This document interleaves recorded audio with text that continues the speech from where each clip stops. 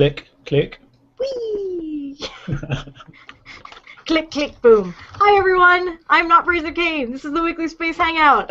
I am your fill-in host this week, Nicole Bellucci. I will be hosting this ragtag band of awesome astronomy people as we talk about this week's space news. We have all kinds of planetary space news, as well as some interesting political stuff, which we will go ahead and get started with. Scott, you had some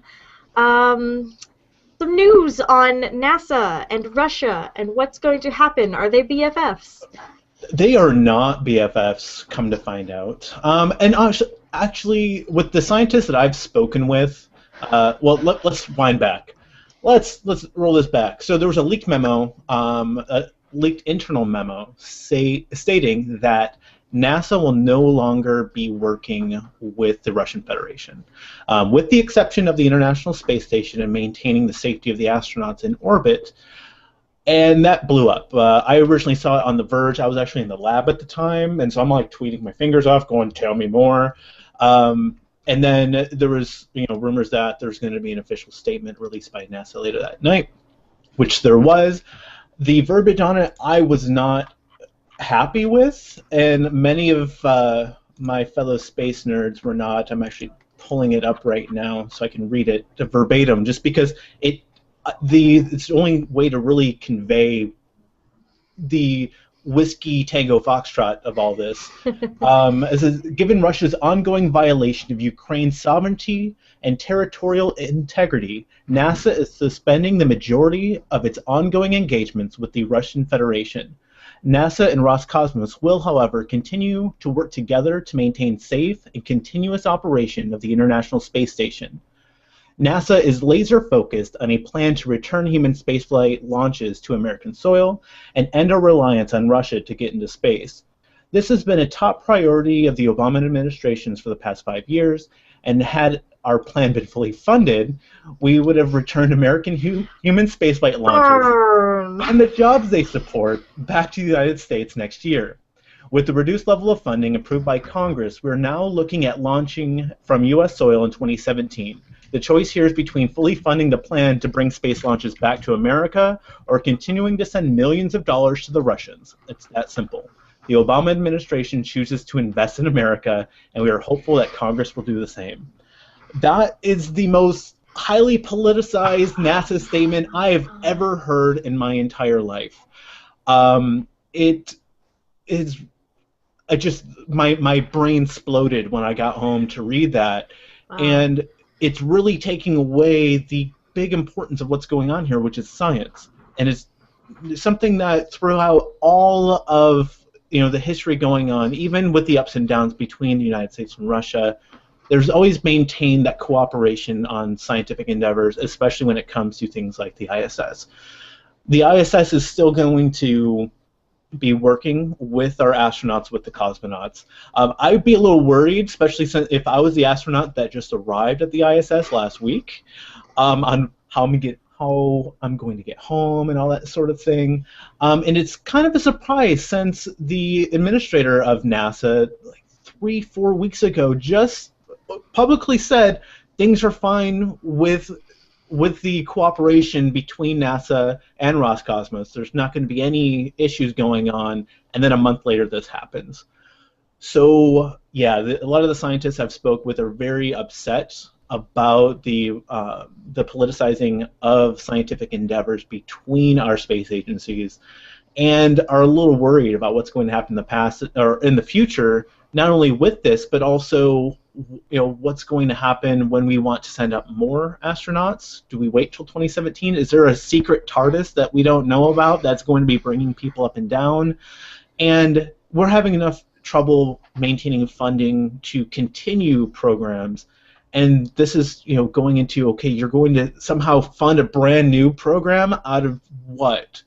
So it makes me very upset. I know a lot of people have been upset, but I've also seen a lot of amazing stories come out of American scientists reaching out to Russian scientists with this banner of solidarity, like, you know what, forget what these borders are between us and the leaders that might be going on fighting with one another. We still want to work together for these scientific endeavors, and we'll just have to see what comes of it. So I was really happy to see the scientists saying, screw this, while really restricted on what they can officially do with their work. So we have a comment from Michael Jobin. Says, Scott, that is more twisted than a mall soft pretzel. Yes. I think that is the best description I've seen. Yeah. Because from what you read, I don't know if you can share a link to that. I can share that out in the comments. It's more than just the Ukraine situation. There's a whole there's a lot to that statement that you read. Right. So I'll share that out. And it's not to trivialize what's going on in Crimea, because it's terrible. For those not knowing what's going on, the peninsula of Crimea, it's a part of the Ukraine. Last month, not anymore. Russia went and annexed it. And there's history to that, where it was originally part of the Russian area back with the USSR back in the 19th century. It was gifted to the Ukraine because that's where the leader at the time was from, and the history of the Crimeans are mainly supportive of the Russian Federation anyway, at least in a political way. Plus, there's big warships of Russia on Crimea as well. I would suggest you tune into your local NPR station for more on this. There's so much going on, and honestly, just search NASA, Russia, Crimea, and your Google thing will just fill up with all sorts of information on this, but also on the history of what's going on that's leading up to it. Yeah. All right. Well, thank you, Scott. I wanted to get you in there with that because I know you have to run and do some more video editing. Yay! And I know Morgan had some thoughts on that as well in terms of launch capability. And Nancy, we were just talking before about because my question was, what else do we do with Russia other than the ISS? Because the ISS is exempt from this. What else is being affected by this?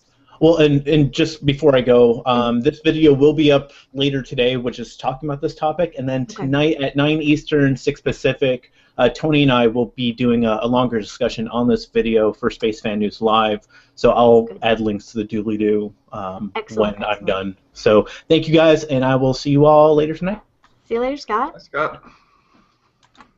Nancy, did you have some on the other things we're doing with Russia that are being impacted?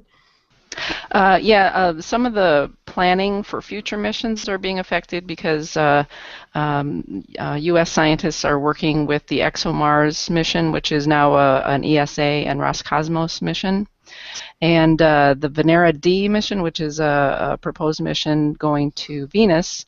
That is a Roscosmos mission, and so any of the U.S. scientists that are working on that or helping to plan that, they're not able to do that right now. And then also, Russian scientists work on a lot of the planetary missions, and so, I think they're just, I don't know for sure, but I think that they're being kind of cut off from that right now. I don't know, Morgan, if you know a little bit more about that or not. Yeah, I don't know anything about particular missions and the Russian involvement, but, Russia's part of the global astronomy community, and work on a lot of the same things that the rest of us do, and certainly that access is going to be more difficult now than it has been before. Yeah.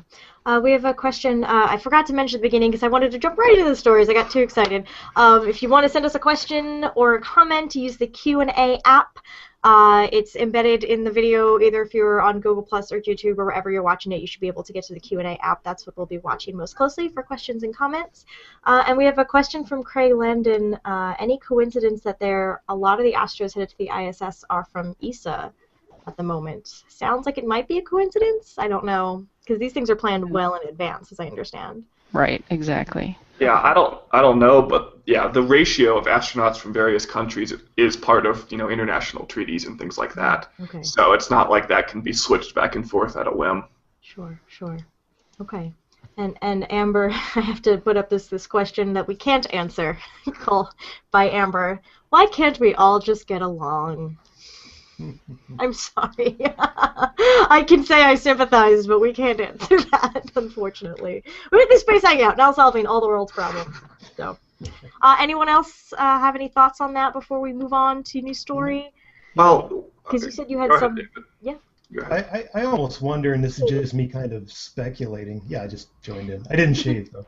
So I almost kind of wonder, and this is just me idly speculating, if this is a political move by NASA to try to get more funding toward Orion and SpaceX and try to get more. Maybe they're trying to play their cards in what they see as maybe an advantageous situation.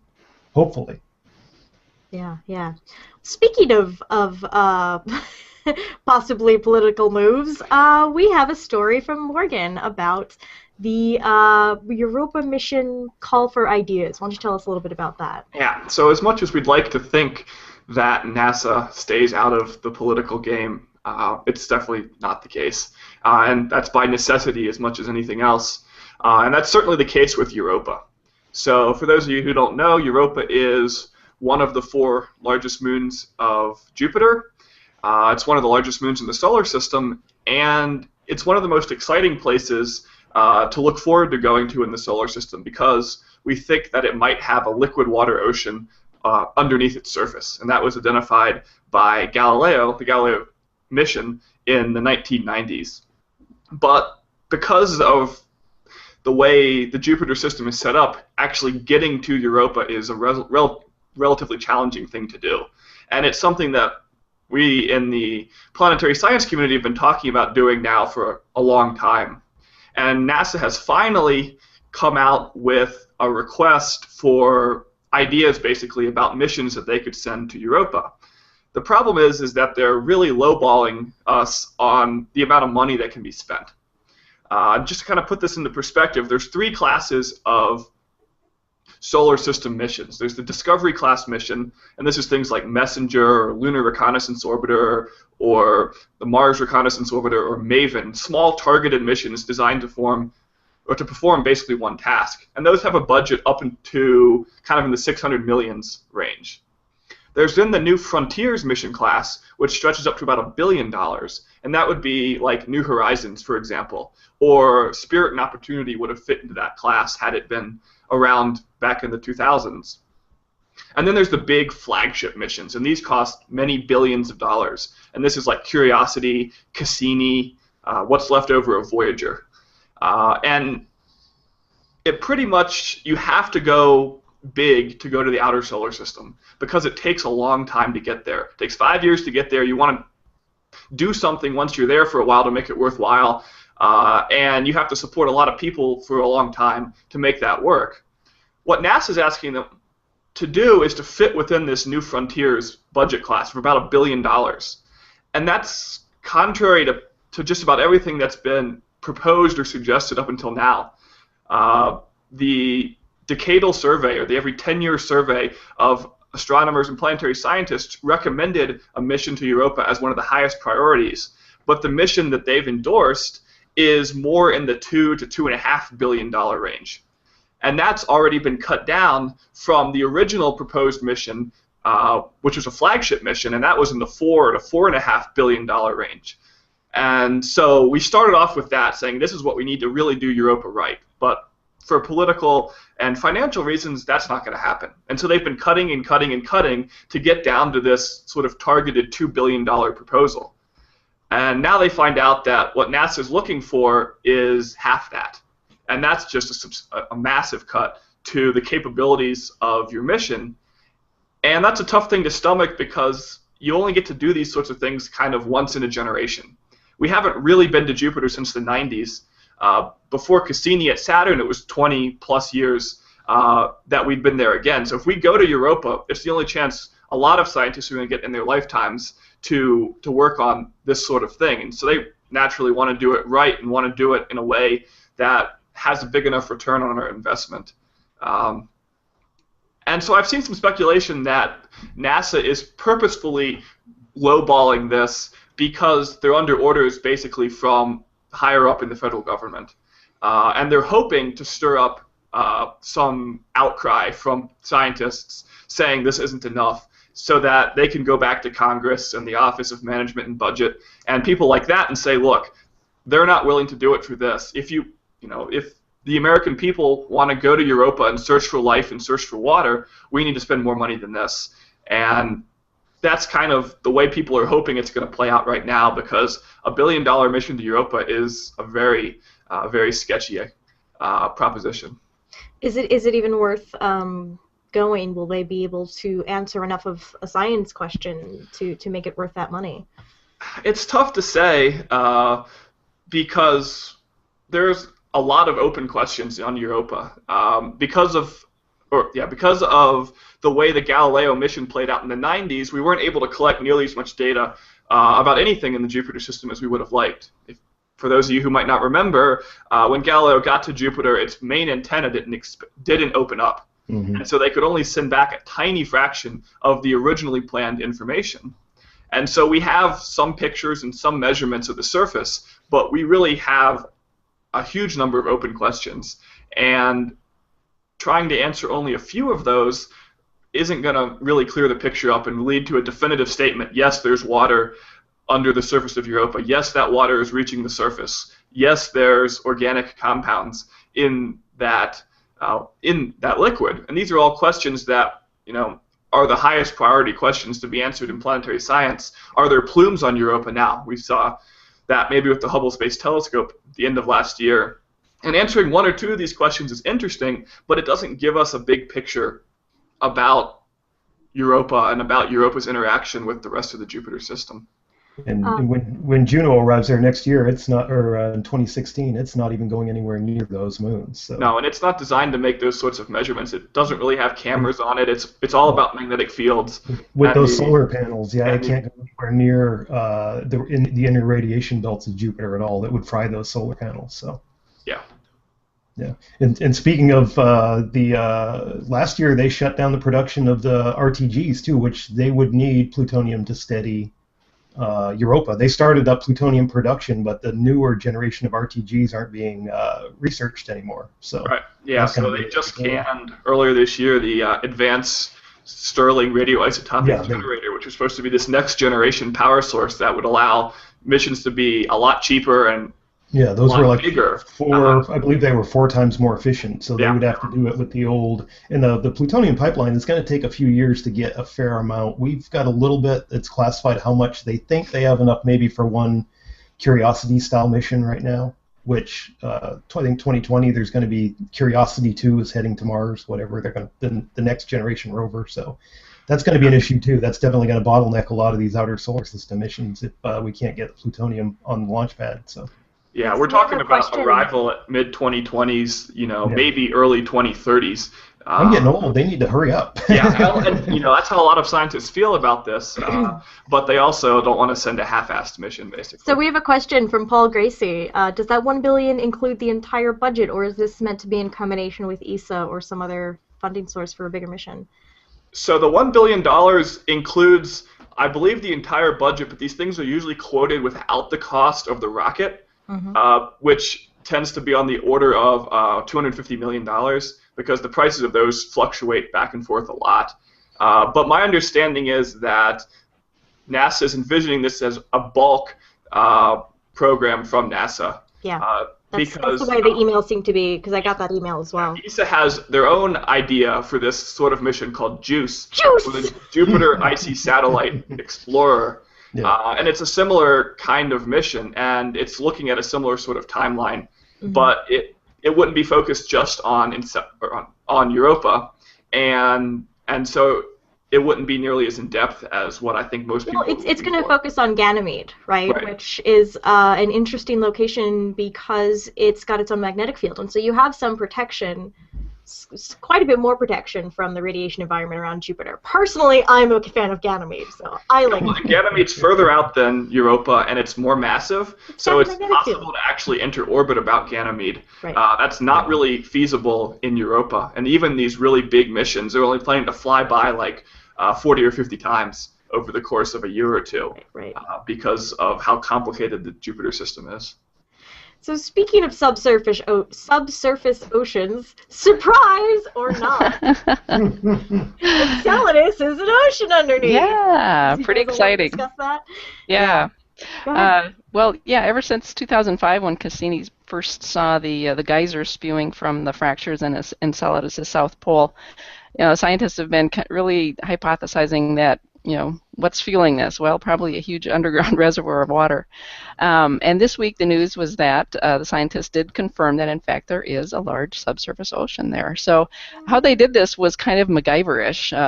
They used changes in the radio signals that were beamed back to Earth, just the regular communication signals, just to see how the gravity from the various parts of Enceladus kind of altered the spacecraft's flight path.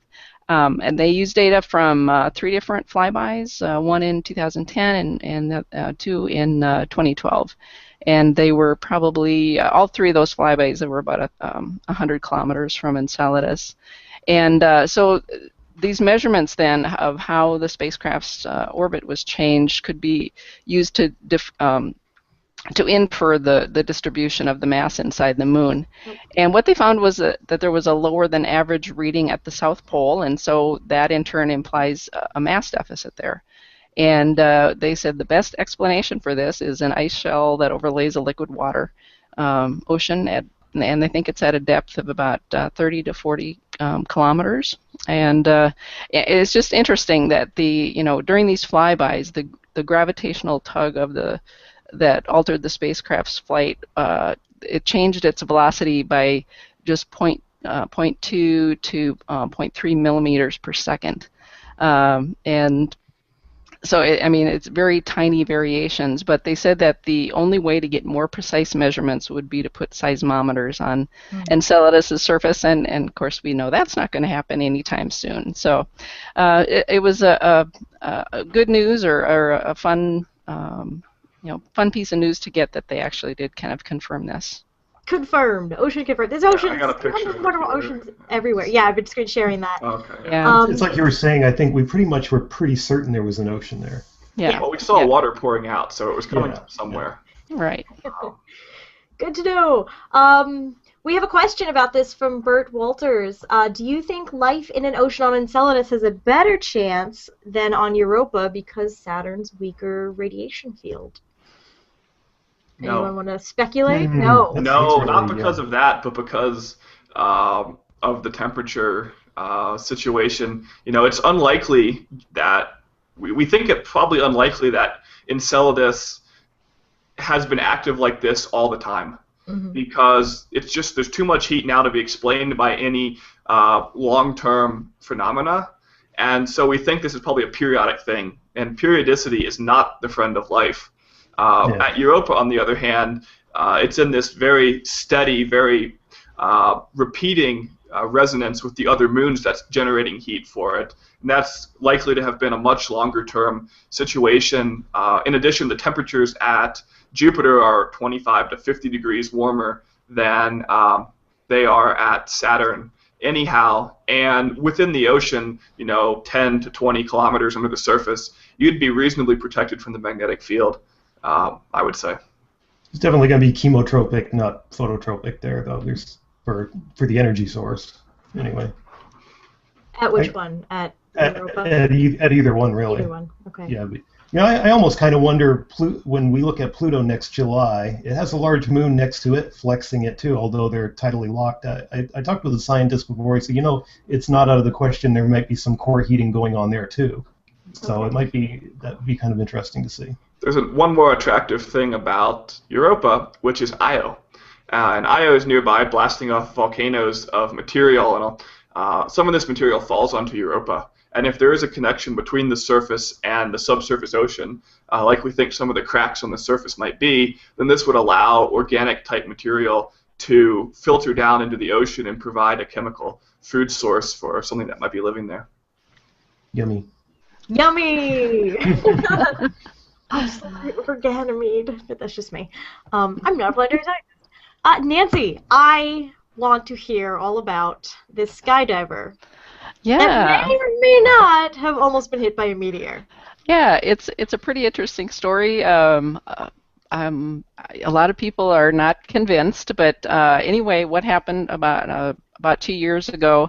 A guy named Anders Helstrup was skydiving in Norway, and at the time he thought it was just a routine jump or whatever, but he had 2 cameras attached to his helmet, and he was so he took footage of his dive, And when he was reviewing the footage later, he quickly saw something zooming past him, really quickly. So he slowed it down, and it was a rock. And he didn't know what to think about it. So he took it to some experts, and they think that that he captured a meteorite falling during what's called its dark flight, when it's not streaking through the atmosphere. It's gone through the atmosphere enough that it's slowed down. It's cooled. It's not glowing or heating or anything. So this rock is definitely in the video, and a lot of people have asked me, do I think it's real? Well, personally, I don't think it's I don't think it's a hoax at all, that that they doctored the footage, or somebody threw the rock or whatever. So the footage is real. He was, This is yeah. The actually a footage rock. is. It's not. The footage is real. Okay. Whether I haven't it's had a chance to see it yet. yeah, whether or not it's a meteor, or soon to be a meteorite, or not, I think is certainly up for debate. I know that there's a lot of meteorite experts that think that there's no way possible that this is a meteorite. He was But I probably talked using one to of these little SkyPro cameras, probably. I would guess. Yeah. But I talked to a very respected astrophysicist. His name is Paul Brekke from Norway, and he was actually part of the investigation. And they've kind of sat on this for almost 2 years because one, they really wanted to confirm that this was a meteor, that it, they didn't want to just say, hey, we captured a meteor falling to Earth, and really not be able to confirm it. So they've actually been looking for the rock, which has been a little bit difficult because it's in a wooded forest area in Norway. And so they've been looking for the rock, and they've been analyzing the footage, and And part of the reason that they came out with it now it's people said, oh, this is April Fool's joke, because, but it came out on April 3rd, so they did wait till after April 1st. But the reason that they came out now is because this time of year is the best time to look for a meteorite on the ground in Norway, because the vegetation has died back, for the winter. The snow is melted off, and now you should be able to see it. Something that fell 2 years ago. If it's in, there's marshes and rivers and everything there, so who knows where it is. But from the footage, they've been able to pinpoint pretty closely where it possibly could have fallen. But they've had it for 2 years, so they've probably just, we can't find it, we're going to open it up to everybody now. Right, yes, yeah. So they kind of wanted to put it out there. So he's had, some volunteers, his family and his friend, the skydiver's family and friend, and they've had volunteers out looking for it. So yeah, they want to open it up, and I'm sure they're going to get a lot of people, because I'm sure a rock like this would be, one, really valuable and really cool if they did verify that it was actually a meteorite. So I wonder if Jeffrey Notkin of the Meteorite Men has looked at that video yet. That's what I want to hear. I asked him on Twitter. I'm going to see if he replied. Yeah. I think I saw your. I think the first I heard of this story was your tweet, Jeff. That's who I would ask. Yeah, it's. I haven't looked at it yet. I'd like to take a look at it. I haven't had a chance to. I saw you working on the article, but I hadn't read it yet. Yeah. No. I feel like if anyone's gonna find it, it's yeah. gonna be. I mean, talk about a needle in a haystack. Yeah, that's in a pile of rocks. Yeah, completely. So yeah, it's a really interesting story. I mean, if they are able to confirm it, it'll be really, really cool. But would it just be really embarrassing for the skydiver who packed his chute improperly and there was a rock in it? Like. That's the other thing I've seen. Yeah. That seems like the most likely to me. But it seems to come. I mean, it's I haven't seen the video, so it's moving pretty quickly, and it's just the trajectory. I don't know. So and and I assume it's the right height in the atmosphere where it would not be making fireball. Right, exactly. It would be in its dark flight mode at that point in the atmosphere. That low down. We had a guy last year that claimed he had found a piece of mirror, and he claimed that NASA had confirmed it. And I contacted NASA, and they're kind of like, no, we don't even verify those sorts of things. So it's it was that one was kind of suspicious from the get-go, but Yeah. Well, check out the video. I put a link to Nancy's article on the Hangout page, so check that out for yourself. And keep your eyes peeled next time you're skydiving. Just be careful out there. Not like there's much you could do. Let's face it. Oh, man. All right. So, David, we have some cool observing highlights coming up this month, the Global Astronomy Month. Yes, for Global Astronomy Month is very fortuitous because there are two of the biggest events of the year are happening, and North American observers are going to get to see both of them. The first one coming up is the opposition of Mars, coming up on April 8th. Mars is at not as quite its closest. It gets close, a tiny bit closer, about the Earth-Moon distance a week later. But opposition is where it's rising opposite as the sun is setting. So we're right in that 1 month season when it's the best time to observe Mars because it's visually the largest in the telescope.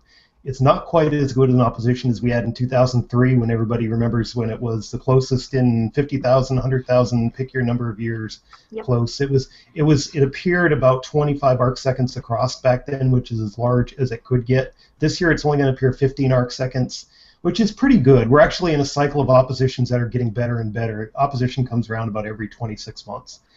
The opposition in 2018, however, is going to be nearly as good, within 1/10 of an arc second, as the one in 2003. So we're coming back around to that again. And you can see, I've been looking at Mars every night, every chance I get. I showed it off at a star party I did last Saturday.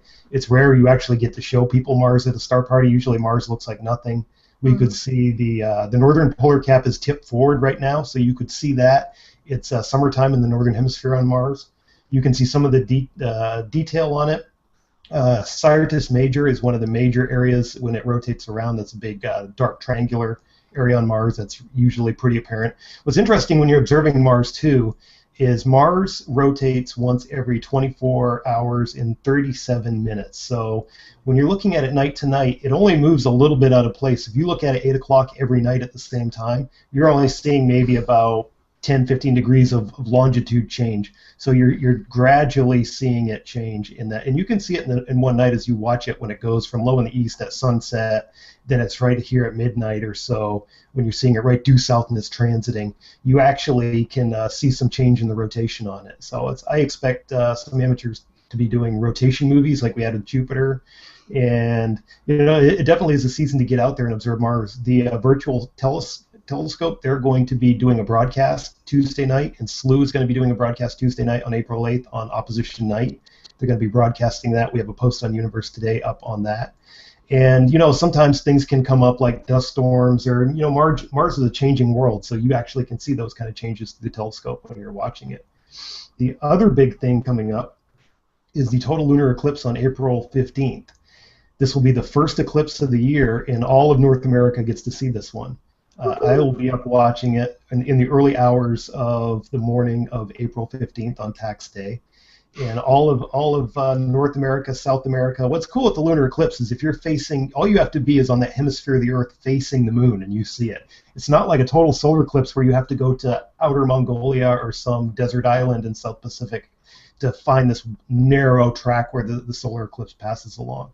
So I've seen a lot more lunar eclipses than I've never seen a total solar, actually. I've seen an annular. There was an annular in '94 that went over Lake Erie that I managed to see. I'm still trying to see my first total solar eclipse. I just never seem to be in the right place at the right time.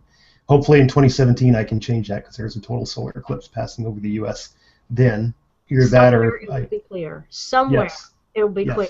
There's a couple before that too. There's one up in the Arctic next year, and there's another in Southeast Asia in 2016. So if I don't get to those for some reason, but the cool thing is you can see 2 lunar eclipses this year from North America. This is actually part of what they're calling a tetrad, where there's a series of 4 eclipses, 2 this year, 2 next year, and parts of America are going to get to see all 4. We haven't actually had a total lunar eclipse since late 2011 was the last one, I believe. So we're kind of due to see one. There's also this rumors and woo going around about the blood moon right now. I haven't quite got my article done debunking this yet. This is turning out to be the next 2012 Mayan apocalypse, pick your apocalypse kind of. So Really? it's having. Yeah, I know. It's having the propensity to possibly be the next, like, into the world of the week, as Stephen Colbert would say. So and part of the hysteria going around is the fact that the total lunar eclipse this year and next year falls on Passover, which Passover falls on a full moon. So by definition, you have to have a full moon to have an eclipse. It's not really all that extraordinary, but people are kind of taking it and running with it. I mean, I could also point out that next year's final lunar eclipse falls on World Rabies Day, but we're not calling it the Rabies. I'm sorry, Lunar rabies? Yeah. There's a World Rabies Day? There's a day for everything. There's a World Rabies Day? Wow. God. Do you have to go get shots in your butt? You don't watch The Office? Your stomach. You don't remember? No, they do it in the butt now. Oh, really? Oh, okay. I've had them recently. That's how I know. It just kind of shows that you can basically pick whatever day an eclipse falls on, and there's something that's happening. Something interesting. Yeah, so it's people are trying to see. Neil deGrasse Tyson just talked about on Cosmos. Humans were great at seeing patterns at places where they don't exist. So in things like astrology and those kind of things, where you're like, lunar eclipse is happening on Passover. That has some kind of significance. Well, it's cool to watch, but I wouldn't like charge my credit card up on it or think the world's ending or anything like that. So we won't be seeing that green finger of death like in the Ten Commandments movie that came on Passover. If we do, it's a coincidence. Right. Amber doing, I'm not pronouncing it right. If your name is Amber, you get a lunar eclipse on your birthday, and that's pretty exciting. So yes, we did get a comment that it's her birthday, so I say that's reason to celebrate. Right. And what else is cool about lunar eclipses, real quick, is you can just watch them with the naked eye. I mean, I watch them through the telescope, and I'll probably be live streaming and doing images of it. But you can just go out, and it's one of those events. You don't even need the geeky eclipse glasses or anything like that. You just go out, and you're like, there's the eclipse. You can see it. So it's really kind of an event for everybody. You just have to make sure you're on the right side of the Earth, looking at the moon at that time. It's a bit slow, though. It's not the it's a little more instantaneous thing of a solar eclipse. Totality for this one is, looking at my chart, 1 hour and 17 minutes. So that's pretty long. So you've got a good long time, and it's early morning. So I'll probably be pulling an all-nighter that night to take pictures, and I'll probably be doing a photo roundup on Universe Today, because I'm sure we'll be getting flooded with photos on our Flickr page the day after. So. Right. Yep. And so read all about these things that Dave's talked about on Universe Today, because he's written some excellent articles, guides on how to see the eclipse and the opposition. So check them out. So we have Tim Rogers, who's in Brazil, wants to know, will it be visible down there? Yes, actually, Brazil, they're going to see the eclipse is going to be underway. Totality will be underway at moonset. So you'll be watching at right around sunrise. Get up an hour or two before sunrise, and you should be seeing the eclipsed moon as it's going down in the west as the sun's coming up in the east. So. Very cool. So that is a couple good ways to celebrate Global Astronomy Month. I want to remind people that April is Global Astronomy Month. Astronomers Without Borders has a schedule of events up on their website. Just go to astronomerswithoutborders.org. And so they're doing photo contests, they're doing hangouts. The Global Star Party is Saturday. You should see if there is one happening near you. I don't know if you guys are running or attending any Global Star Parties tomorrow night, but I will be, weather permitting, throwing a little star party here in Edwardsville. So you should check it out. It's ironic. I did star parties the last 2 Saturdays, and I don't have one scheduled tomorrow night. So I'm available. Okay. You'll just observe whenever, whoever's around. Come show them the telescope. I'm sure I'll be out if it's clear tomorrow night anyway. So. Yes, that's good. We had a question from earlier from Michael Jobin, and I think he's asking about magnetic fields, since we were talking about that with regards to the Jupiter system. Does a magnetic field need captive ions to have effective shielding? Oh, that's a tough question. No, that's a question that's out of my... Sure. Great. I don't know. I don't know if Nancy can do a better job there. Nope. That's out of my league, too. Okay, so I mean, to generate a magnetic field, you have something with ions, something that's charged and rotating, right? Or not necessarily charged, but has ions and is rotating. Like you have the interior of Jupiter is primarily liquid metallic hydrogen. So you have this hydrogen that is so compressed it's down to a liquid state, but it's metallic in that the electrons are free to move around. that's rotating, creating the magnetic field around Jupiter. I think he's asking more about the question about how magnetic Shielding. fields behave far from the planet. In terms of maybe shielding from the solar wind. I was thinking, because we were talking about shielding of the moons itself. Because there's charged particles going around in the magnetic field, they tend to slam into things like the moons that are there, unless the moon has its own magnetic field, as in the case of Ganymede. Or even Europa has an induced magnetic field because it has a liquid water ocean. It's kind of weak. Isn't it? No, it's a very weak one. Yeah, it may not be enough to protect you. But yeah, magnetic fields, difficult. If you have a more specific question, put it on the Google Plus Q&A after this, and I will track an answer down for you. Okay, that sounds good. And we have a question. Does anyone know when the next eclipse will be visible in India? I know that the annular solar eclipse at the end of the month will be visible from certain places in Antarctica.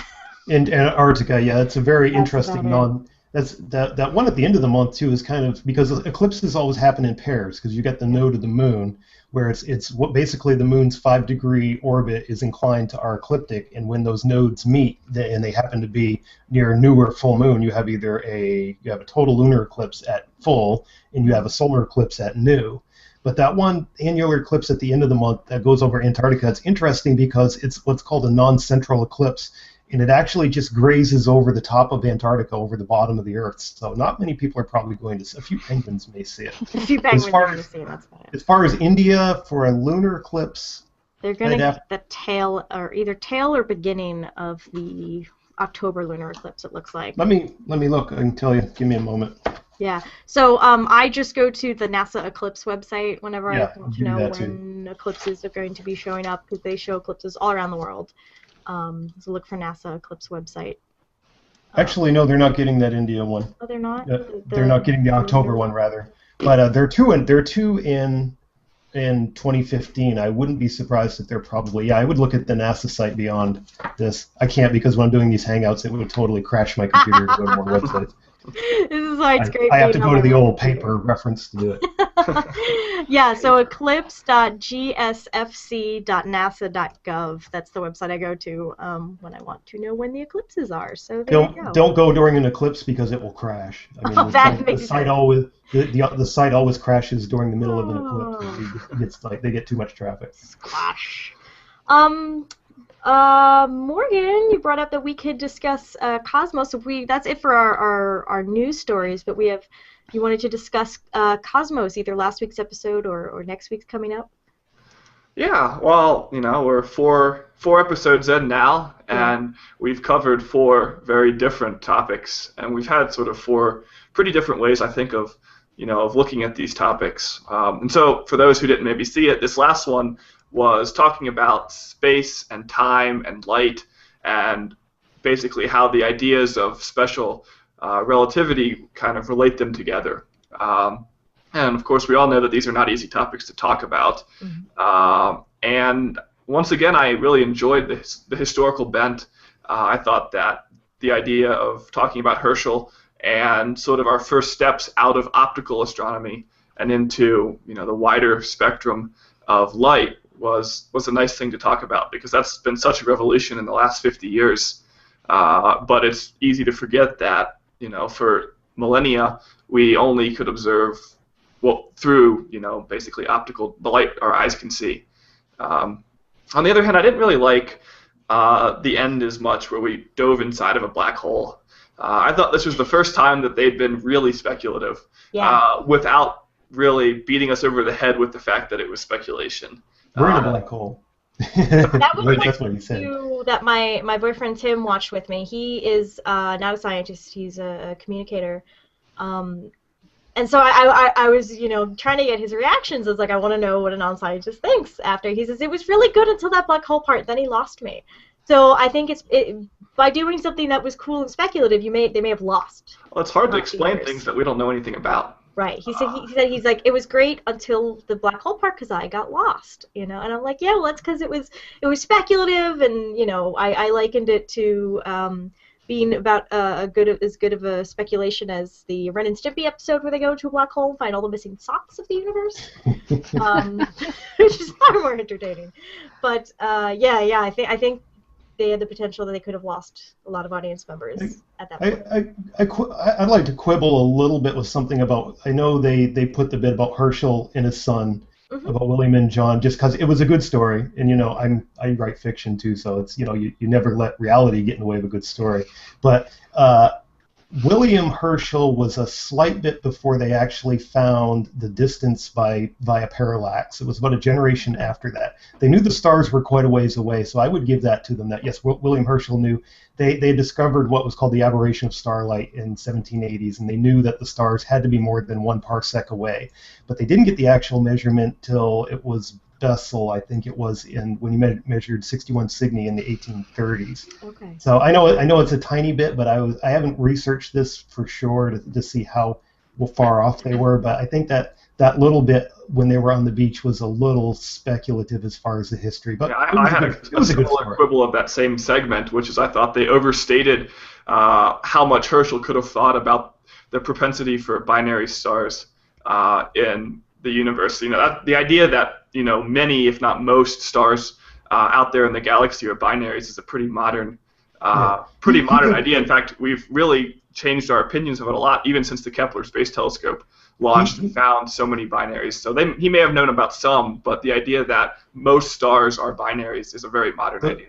The one Gamma Leonis that they talked about, which is star Algebra, I show people that at star parties. That is, I'm pretty sure I've read he did study that, and it's one of the few binaries that you could conceivably live through its orbit and observe, where the orbit is like 50 or 70 years or so. So I would give them that. I'm pretty sure he did study that one. But as far as knowing the distance and scale, I know he tried to do some of the rough measurements of the size of the Milky Way, but he just didn't have this. He kind of had some of the rough scale, but they didn't know the distances. They didn't get the first parallaxes to the first stars yet at that point. But that's just me being pedantic, I know. But I like the show. Any complaints I've heard about it, it's not about the science. It's been about the history stuff. Yeah. People have had I guess the people I follow, that seems to have been the biggest problems. History is much more subjective. We all like different things and different amounts of accuracy. It's good they're pulling out some stories like they did with the one on Newton, that they weren't the stories you hear over and over and over again. There were some new things that I was like, I actually sent me to Wikipedia reading, so I was like, I didn't actually know that. So for people that are a little more advanced, there's some meat to the story too. So it keeps me watching. And the animation's great. I really do. Yeah, animation style. Right. Yeah, when I heard they were going to do animations, I was kind of like, really? But I actually do like them. So. What's odd? A friend of mine put his finger on it too. Is what it looks like? It looks like the old Bible cartoons they used to do in the 1980s. Which is, I was thinking comic books, but okay. We'll go with that. Yeah. So has anyone looked ahead what this coming week's episode is going to be on? I have not. I haven't seen it. I have a little block in my calendar that says Cosmos. That's all. Okay. I think it's cool they put it up on Hulu too, so us folks that don't have cable can watch it Monday over lunch. So that's when I watch it. I don't have cable. We got an antenna. I turn Twitter. Antenna too. I turn Twitter off Sunday night so I don't have to hear everybody tweeting about it, and then I watch it at lunchtime. I know, I've had people complain about spoilers on the West Coast, and I'm like, seriously? There's not really a plot. No, now, if I'm tweeting about Walking Dead, you can get mad at me, but not Cosmos. So I'm going to continue to live tweet Cosmos with the hashtag Cosmos, so go ahead and use the hashtag if you don't want it to be spoiled for you. Well, I'm usually setting up for the virtual star party Sunday night anyway, so I usually... something else drawing my attention. It's after virtual star parties after the East Coast and Central broadcast. Yeah, it happens during the West Coast broadcast, but it's already gone off for us East Coasters. So. Gotcha. All right. Well, I hope to see you guys, those of you who are watching live, on Twitter, because I will also be using. Because I don't understand most commercials. I open up CosmoQuest and I map some craters. It was so cool that you got one of the Apollo sites. I know. Oh man, I couldn't believe that when I saw on that. the Apollo 15 landing site last week. I was so because I don't actually map all that often. I work for the project, but I'm doing all the other stuff. So when I actually sit down and do the mapping, it's not that often. It's usually when I'm showing somebody, and then I'm sitting there and I get the Apollo 15 landing site in my browser. Very Oh, exciting. cool. Nice. So you never know what you're going to come across when you Something we missed, speaking of the moon real quick, in Oh, eclipses, and I know Ken Kramer's been covering this, but I've been reading about it, is Laddie is coming to its end here in Oh, the next yes. few weeks, Oh, too. I just saw a press release come out about that in my email. They're planning to Impact. crash Laddie Yeah. into the moon, which we knew was happening, but it's been postponed. So you know. Well, they had said for some time that since it's solar powered, that they didn't know if it would survive this upcoming eclipse, which I thought was kind of odd because I'm like, well, it's only going to be in the shadow for a few hours, so I don't think that would really hurt it. But I guess they thought it was enough that that they said that this April 15th eclipse would probably, because it's seeing a solar eclipse from that point, because they're looking back at the Earth and the Sun. So just something interesting. Yes, so we will, once that impacts, I'm sure we will talk more about that. Right, and there's a contest where you can predict when it's going to impact. Is it when and where, or just Oh, I when? haven't seen that. Yeah. Really? Yeah, there's a contest. Yeah. Awesome. Hit the moon, win a prize. All right. I just knew there was an eclipse tie into it, so I was I mentioned it briefly in the article, and I was kind of tracking that briefing that Ken said in on yesterday, see what if they would say any more about it versus the eclipse. So Yeah. Poor Laddie, but it's done good science. Yes. So, Yes, it has. so we will cover that when it impacts. We will cover it after it's due, I'm sure. So, all right, thank you so much for joining, everyone. Would you like to? We'll start over on my left, or on the left on the box here. David, tell us where we can find out more about you and your work. see, I was active today or this week on listofstorecanada.com, my own site, Astroguys with the Z. I tweet as Astroguys with the Z, and Universe Today, of course. I've been active there this week as well. I'll be at the virtual star party and Sunday night, and I might have another sci-fi story self-published on Amazon here this weekend. It looks like I'll have one wrapped up. So that's another thing I work on is science fiction writing. Actually, I have a better time with the journalism thing than I do with sci-fi. Is a tough field to break into. Yes. Journalism's easy. Sorry, dying. Morgan, tell us more where we can find you and your work. Yeah, well, first off, I'll be taking the rest of your questions this afternoon over at the Google Plus Space community. So if you had a question we didn't have time to answer, or a really hard question that we didn't want to answer, I will find you an answer to that question this afternoon. Tomorrow, I'll be at Fisk Planetarium for their Astronomy Day, giving talks all afternoon about cool stuff in space. So if you're in the Denver, Boulder, Fort Collins area, swing on by and come say hi. You can find me at cosmicchatter.org, and we tweet at cosmic_chatter. Very cool. Nancy. You can find me at Universe Today, and I tweet at Nancy_A. Very cool. And I am Nicole Gallucci, postdoc over at CosmoQuest. Go to cosmoquest.org. I occasionally tweet at CosmoQuestX. I'm also Noisy Astronomer. And this was your Weekly Space Hangout. So thank you for joining, everybody. Hey. Bye. See ya.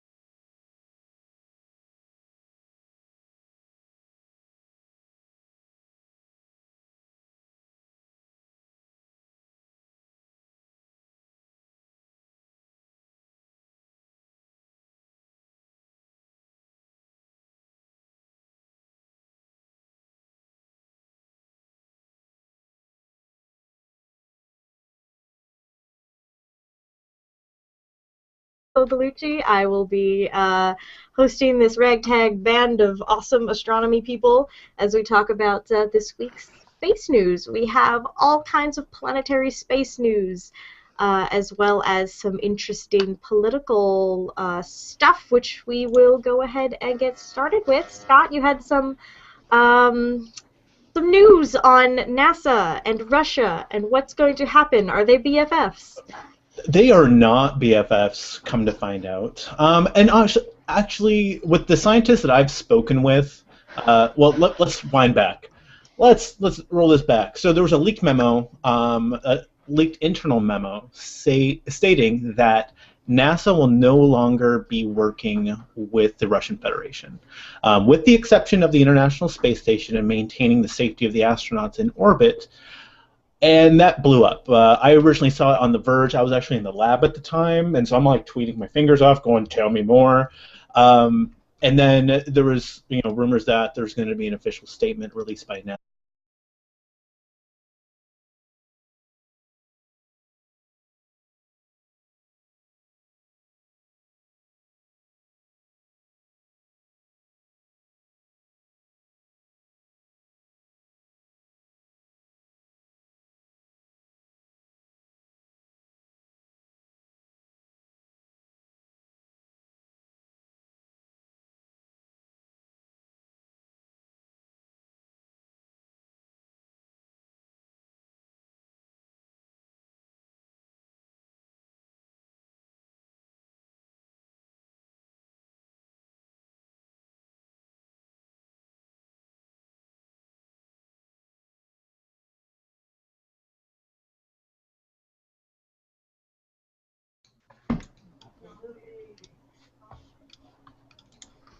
Click, click. Whee! Click, click, boom. Hi, everyone. I'm not Fraser Cain. This is the Weekly Space Hangout. I am your fill-in host this week, Nicole.